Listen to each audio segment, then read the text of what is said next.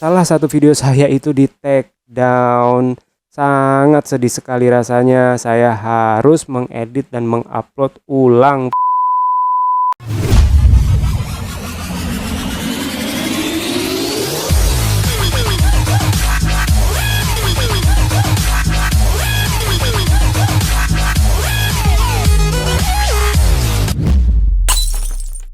Halo guys, kembali lagi bersama saya dengan Randy Monit di channel Fixtagram Video Tajam Beragam.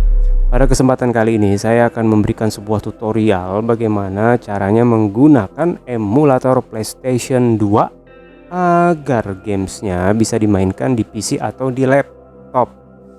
Bersama ini juga saya sampaikan permohonan maaf ke teman-teman semuanya kalau saya tidak lagi menyediakan link download aplikasi karena salah satu video saya itu di take down. Sangat sedih sekali rasanya. Saya harus mengedit dan mengupload ulang video saya itu. Tapi ya udah, nggak apa-apa. Itu adalah sebuah pengalaman. The experience the best of teacher. Pengalaman adalah guru yang terbaik. Sekarang langsung aja kita simak tutorialnya ya. Check this out. Oke guys, di sini saya menggunakan emulator PCSX2 versi 160. Nanti teman-teman bisa download langsung di website resminya pcsx2.net. Itu gratis lah pokoknya. Dan pastikan juga Microsoft Visual C++ versi 2015 sampai 2019 itu sudah terinstall di Windows kalian. Itu penting banget karena Visual C++ ini fungsinya untuk meningkatkan kualitas kerja sistem. Apalagi buat teman-teman yang suka main games. Nah, itu wajib guys.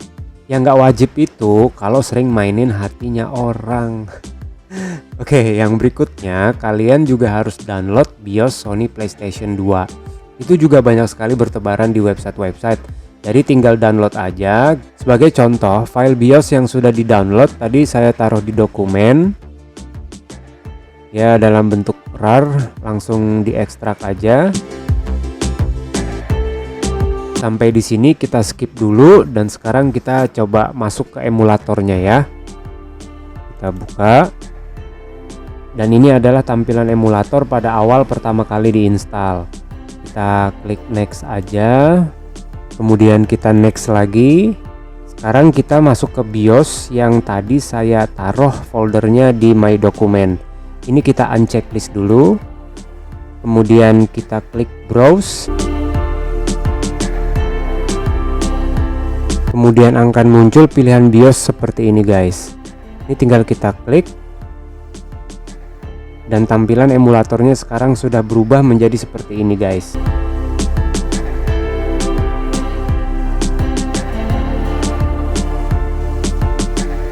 Setelah itu kita masuk ke configuration, pilih emulation setting. Akan muncul kotak pengaturan seperti ini guys. Pada bagian sebelah kiri EEIOP dan FOS ini kita abaikan aja dulu ya. Jadi fokusnya ke GS. Di sini ada turbo adjust dengan settingan default 200. Sebagai catatan khusus, angka 200 tadi itu bisa kita naikkan menjadi 220, 230 atau 250 kalau games yang teman-teman mainkan itu terlalu berat. Jadi kayak semacam lelet di tempat. Nah, jadi fungsinya pengaturan ini adalah untuk menambah FPS atau frame per second. Yang berikutnya kita masuk ke GS Windows. Aspek rasio kita ubah menjadi fit to Windows screen. Kemudian di sini ada speed hacks dan sebelumnya preset ini kita nonaktifkan dulu ya guys. Seperti ini. Jadi ini adalah pengaturan untuk mempercepat FPS kalau komputernya tiba-tiba terjadi lag. Pada EE cycle rate ini bisa kita ubah menjadi -2. Kemudian pada EE cycle skipping ini bisa kita ubah menjadi 3. Seperti ini guys. Lalu checklist semua box yang ada pada outer hacks dan juga yang ada pada micro FU hack.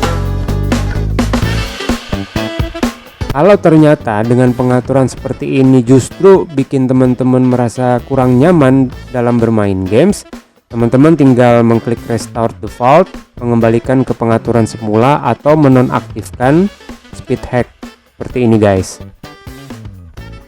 Sekarang sudah saya kembalikan, kemudian kita klik apply, lalu tekan OK. Sekarang kita masuk ke pengaturan video configuration, kemudian pilih video plugin setting. Di sini ada pilihan render OpenGL hardware. Oke, perlu saya jelaskan juga sedikit ya. Jadi kalau komputer teman-teman itu punya spesifikasi yang tinggi atau spesifikasi badak, jadi saya sarankan untuk pilih OpenGL hardware. Karena kualitas gambar pada game yang ditampilkan nantinya akan jauh lebih jernih dan lebih tajam. Tapi karena komputer saya ini speknya alhamdulillah biasa aja, terus saya juga nggak pengen nyiksa mesin, saya pilih Direct 3D 11 hardware. Untuk adapternya, karena saya menggunakan VGA card, jadi saya pilih Nvidia GeForce. Kemudian interlacingnya itu diatur pada pilihan non atau tidak digunakan. Kemudian tekstur filter ini kita biarkan dalam pengaturan default. Lalu di sini ada internal resolution. Jadi ini juga termasuk pengaturan untuk kualitas gambar. Saya coba gunakan 2 kali native. Dan tentunya ini juga tergantung dari spesifikasi komputer ya guys. Sebagai tambahan, untuk mengurangi lag, teman-teman juga bisa mengaktifkan enable HW Hacks. Kemudian pilih advanced setting and hacks, lalu atur skip draw range nya 1 berbanding 1. Sekarang kita masuk ke shader configuration, kemudian kita aktifkan shade boss nya. Jadi ini adalah pengaturan untuk saturasi warna, brightness dan kontras. Atur aja kurang lebihnya seperti ini ya guys.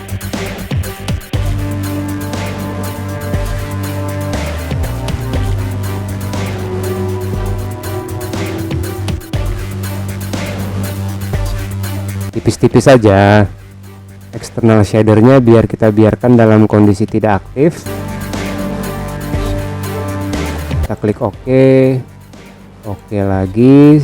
Sekarang kita masuk ke pengaturan joystick dan gamepad. Klik configuration, controller, kemudian pilih plugin setting. Buat teman-teman yang lebih suka bermain games menggunakan keyboard, pada keyboard API ada pilihan Windows Message, Raw Input, dan Direct Input. Seperti kita lihat pada pilihan Windows Message, ini adalah pilihan yang sangat direkomendasikan karena emang pilihan tersebut sengaja dirancang untuk pengguna Windows atau sistem operasi yang baru seperti Windows 8, 10 dan seterusnya. Kemudian pada pilihan Raw Input, ini pengaturan pada sistem operasi yang lama seperti Windows XP dan seterusnya. Kemudian Direct Input ini biasanya berkaitan dengan keyboard yang secara khusus atau perangkat yang dibuat oleh pihak ketiga. Kemudian kita lihat di sebelah keyboard API ada mouse API. Jadi ini adalah pengaturan untuk mouse. Karena dari sekian banyaknya games, bisa jadi ada beberapa games yang memang lebih nyaman kalau dimainkan menggunakan mouse. Cara settingnya pun juga nggak jauh berbeda seperti keyboard API tadi. Kemudian yang berikutnya di bawah keyboard API ada game device API. Di sini ada pilihan direct input, X input, dan monitor when in background. Jadi 3 pilihan ini sudah di checklist otomatis atau dalam pengaturan default yang fungsinya sebagai pilihan untuk menggunakan joystick, controller, atau gamepad. Kalau yang teman-teman pakai itu adalah joystick PS2 atau PC, kalian cukup checklist direct input. Nah, kalau yang digunakan itu joystick Xbox 360, berarti yang di checklist X input. Kemudian pada box yang di hidden ini, DualShock 3 Native Mode, ini adalah pilihan untuk pengaturan joystick PS3. Dan yang paling bawah ada monitor when in background. Fungsinya untuk tetap mengaktifkan gamepad pada saat emulator diminimalkan. Yang berikutnya pada pad. Ini fungsinya untuk pengaturan game multiplayer atau jumlah pemainnya lebih dari 2 orang dan membutuhkan lebih banyak port controller.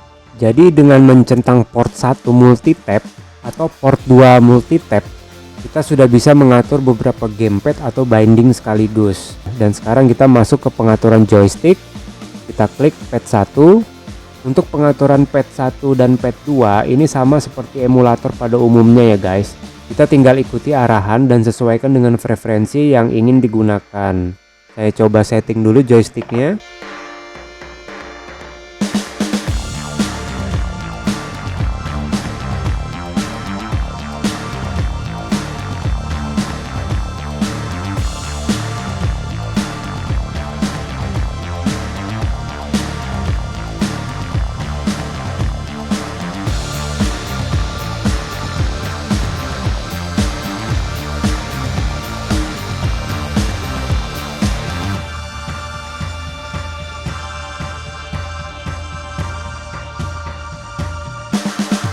Kemudian kita klik OK.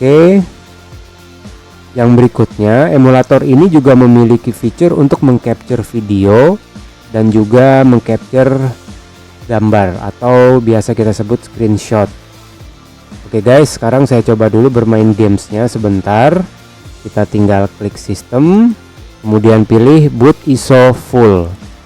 Kita tinggal cari penyimpanan gamesnya.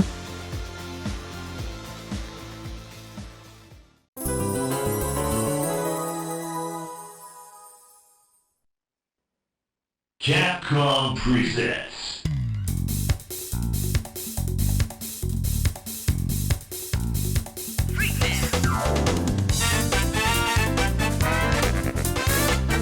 Capcom Marvel vs. Capcom.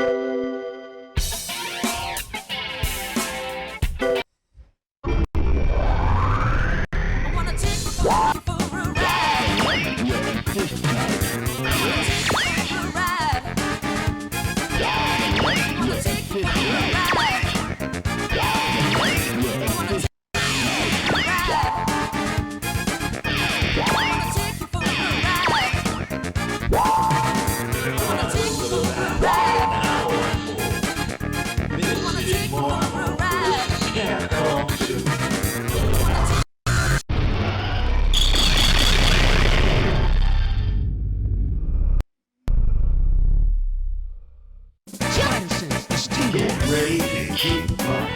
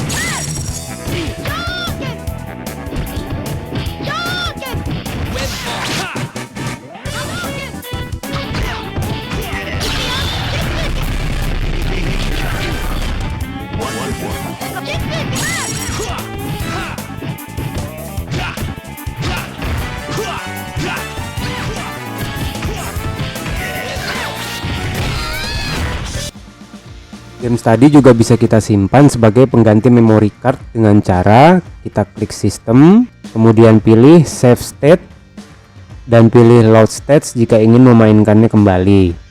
Oke, begitu aja guys, kita kembali lagi ke studio.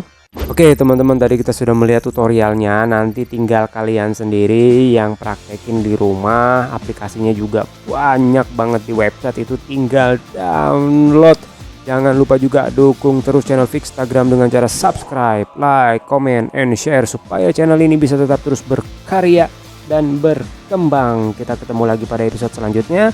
Assalamualaikum warahmatullahi wabarakatuh.